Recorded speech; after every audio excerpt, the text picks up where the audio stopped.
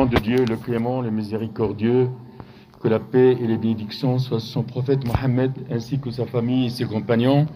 Chers frères et sœurs, je vous salue avec le salut de l'islam et le salut de l'islam. Assalamu alaykum wa rahmatullah. Le thème de ce sermon, c'est quelle est la signification que l'islam a donnée pour l'adoration. Allah subhanahu wa ta'ala, dans son noble Coran, a dit: je n'ai créé les djinns et les humains sauf pour m'adorer. Quel est donc le sens de cette adoration? Est-ce que c'est une adoration que j'appellerais restreinte, dont le chef de 5 piliers de l'islam, c'est-à-dire la prière, la zakat, le jeûne du mois de Ramadan et le pèlerinage, ou elle reprend tous les actes du musulman, de la musulmane? Allah subhanahu wa ta'ala, il a dit dans le Coran, en vérité, ma salat, mes actes de dévotion, ma vie et ma mort appartiennent à Allah, Seigneur de l'univers. Et il a encore dit dans la sourate An-Nahl: nous avons envoyé dans chaque communauté un messager pour leur dire: adorez Allah et écartez-vous de ta route. Alors Allah en guida certains, mais il y en a eux qui ont été destinés de l'égarement. Parcourez donc la terre et regardez qu'il fut la fin de ceux qui traitaient nos messagers de menteurs. Donc, la question qu'on doit se poser: pourquoi Allah subhanahu wa ta'ala, il nous a créés? Et quand on va répondre à cette question, est-ce que cette adoration, elle est limitée, comme je l'avais dit au départ, par les 5 piliers de l'islam, ou elle reprend toute la vie, tout ce qui concerne? Combien, si on prend par exemple les 5 piliers de l'islam, la prière, combien elle prend de temps aux croyants et croyantes? Combien de ces 5 prières ils prennent? Combien le jeûne du mois de Ramadan? Combien on jeûne, le jeûne obligatoire je parle, une fois, un mois dans l'année?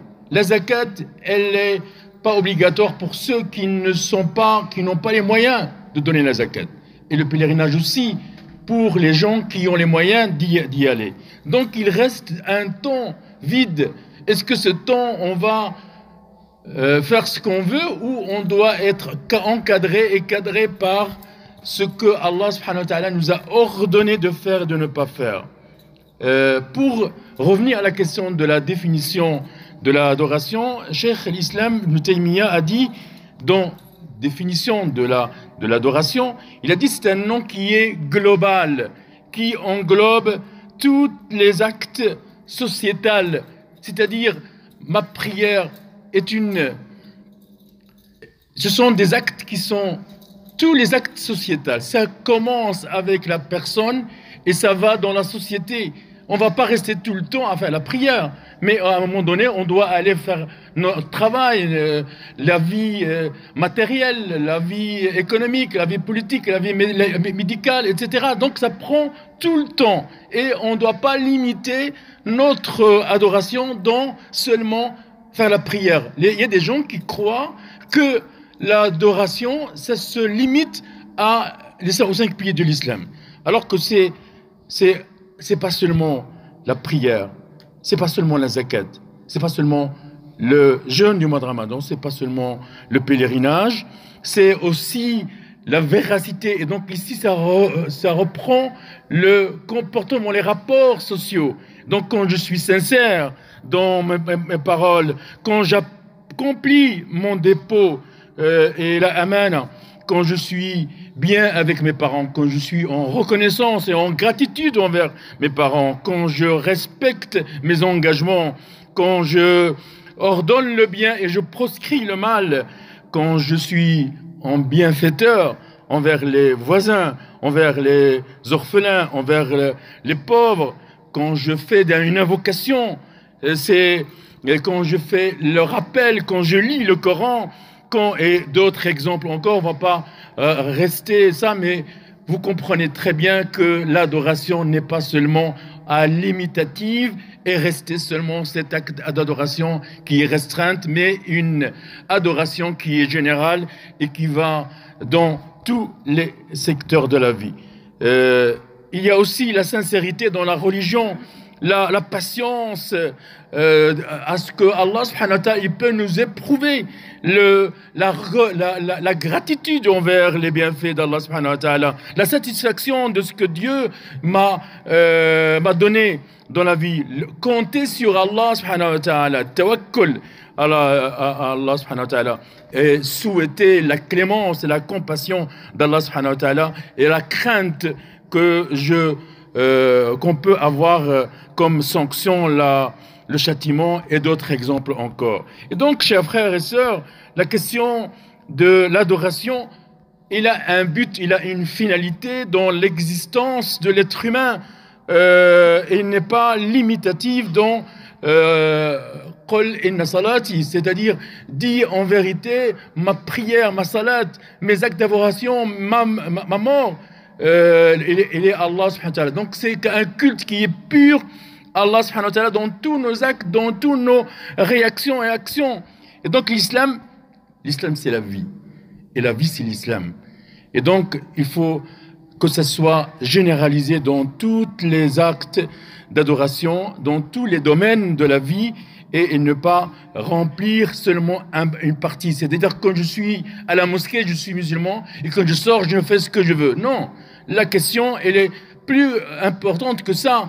Il faut que cette prière que je prie, il faut qu'elle ait une influence sur mes actes, sur mes paroles, sur ma pensée, sur tout. Et donc c'est quelque chose il est lié tout le temps par cet acte d'adoration. Et il faut qu'on comprenne que il y a un deuxième point qui est très important, qui est allié avec l'acte d'adoration, c'est la niya, c'est l'intention. Il faut que notre intention doit toujours vouer à un culte pur. Il faut que tous mes actes, mes paroles, tout, il doit être lié à cette adoration d'Allah subhanahu wa ta'ala, et qu'on doit plaire et satisfaire Allah subhanahu wa ta'ala dans tous nos actes qu'on fait, dans toutes nos paroles, dans nos actions internes et externes, quelque chose qui est interne, qui est de fort intérieur, et quelque chose qui se traduit par la pratique avec les gens. Et Allah subhanahu wa ta'ala, il nous a donné quelque chose qui est très important dans ces actes qui, quel que soit minime, il n'y a pas d'acte qui est important, des actes importants. Il faut qu'on comprenne que tous nos actes, quel que soit un sourire, souriez pour votre frère est une aumône. Souriez pour votre amour. Qu'est-ce qu'on va perdre si on ne va pas sourire, si on reste tout le temps froncir les sourcils devant les gens, quels que soient ces gens. Et donc, cette bienfaisance qu'on doit faire envers les voisins, envers les orphelins, envers les pauvres, envers les gens qui ont besoin de sourire, c'est un acte d'adoration, c'est une aumône pour qu'Allah subhanahu wa ta'ala nous récompense. Et on clôture, on demande à Allah subhanahu wa ta'ala de nous clarifier, de nous mener dans la voie rectiligne. Wa astaghfirullah li wa lakum wa li jami'il muslimin. Assalamu alaykum wa rahmatullah.